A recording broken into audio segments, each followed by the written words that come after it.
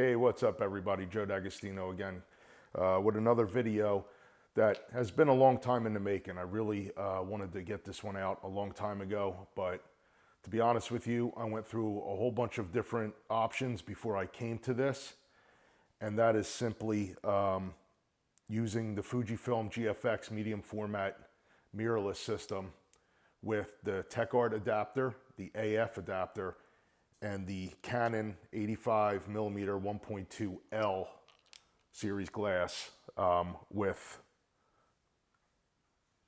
this is version 2. So let me tell you a quick little background. I don't want to go into a long thing with this, but I bought the GFX. I used the amazing 63mm 2.8, the native lens with it. You get amazing files from the 63mm lens. But for me, there just wasn't that pop that I was looking for. I was looking for more of that three-dimensional medium format look that everybody is so enamored with. I was looking for something that almost mimicked a 4x5, large format camera. That surreal separation between, subject and background. And for me, the 85mm did it. I started with the Contax Yashica Zeiss 85mm 1.4. Phenomenal lens. You can get them all day long. They're out there on eBay. You just have to do your homework and make sure that, you're finding one that's in good shape. And then after that, I transitioned to the Canon FD mount, 85mm 1.2. I still have that lens and I use it on my film cameras, and that lens is fantastic. But to be honest with you, doing a lot of wedding work and portrait work, it's really difficult when you're under a time crunch to try to achieve focus. Even with focus peaking on the GFX and punching in, yeah, you can get some great results, but I found it to be difficult. The viewfinder, although very large on the GFX, to me isn't razor sharp. And even when you punch in, it's still a little muddy and it's still a little blurry. And, I'm relying on focus peaking. When I see the peak go into the whites of the eyes, I'm hoping that I'm 100% on. Mostly I am, but it takes a long time to do it.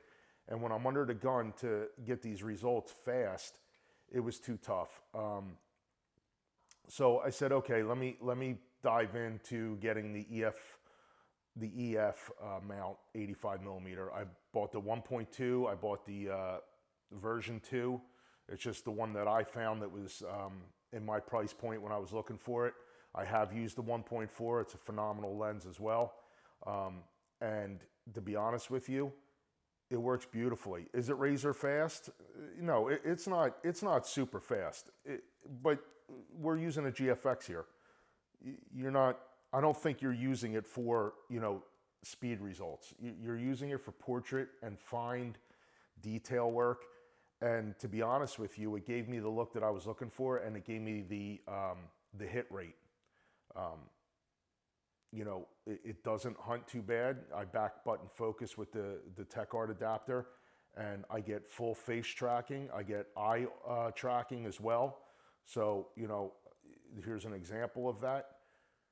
So what you're seeing is, again, it's tracking the face going back and forth. And, for me, I think the adapter was around $400. I think I paid $800 for the 85mm 1.2.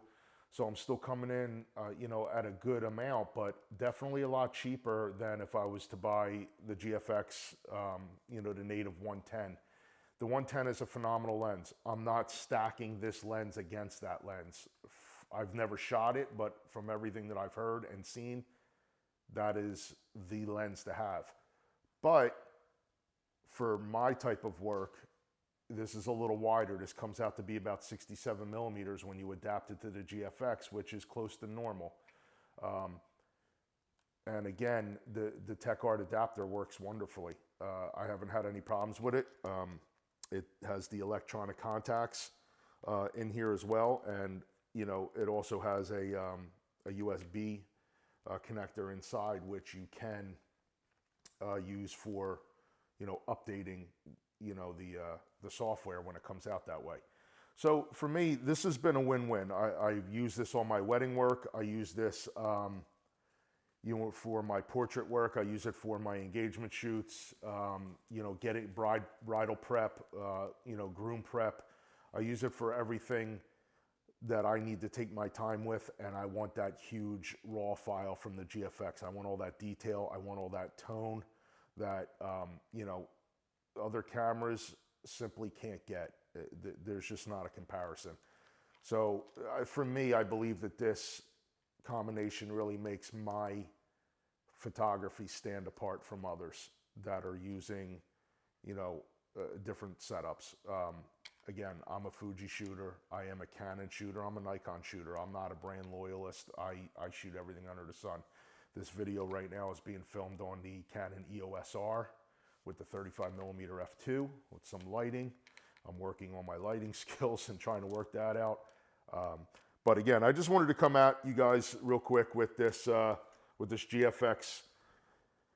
This is going to be the Fujifilm GFX with the 85mm Techart 1.2. It's not really light. I just weighed it before, 4.56 pounds, or for everybody else in the world, 72.9 ounces.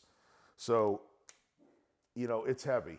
It's not light, but, you know, do what you got to do if you want those images. I have tried other lenses with the Techart Adapter. I have tried the 135 f2. Now, again, this lens right here is one of Canon's, you know, older designs, but it is a phenomenal lens. You know, don't let the age of this lens fool you. This is one of their prized L glass lenses, and, you know, the results are phenomenal. This I would, you know, this would be like my 110, my GFX, my GF 110 lens. So this is going to be around that focal length. Plenty sharp. It gives you beautiful fall off, beautiful depth of field on the face for portrait work. So I use that. Another lens that I like to use is Canon's 40mm pancake lens. They're 2.8 40mm. This guy is really small, autofocus with the Techart Adapter. And man, this thing's a lot of fun. This is great for street work. It makes the whole system a lot lighter and really sharp and fast. It's just a good little walk around lens. But again, $160, $170, I believe you can pick these up for, maybe even cheaper if you find one used. But don't be afraid to try those. They work great. So there are some options. Again, I really, the Canon 50mm F 1.2 vignettes a little bit, so I haven't really been using that. But I will use the 40. I will use the 135 and the 135 f2.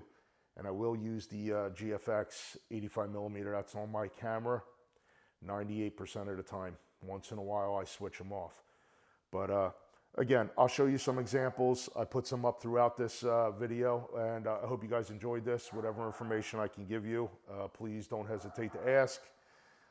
Hit the subscribe button if you want to see more videos like this. Leave some comments down below in the comment section, and we can get a dialogue going. And please check out the website and Instagram if you can. Links down below. Thanks a lot, guys, and I will catch you on the next one. See you later.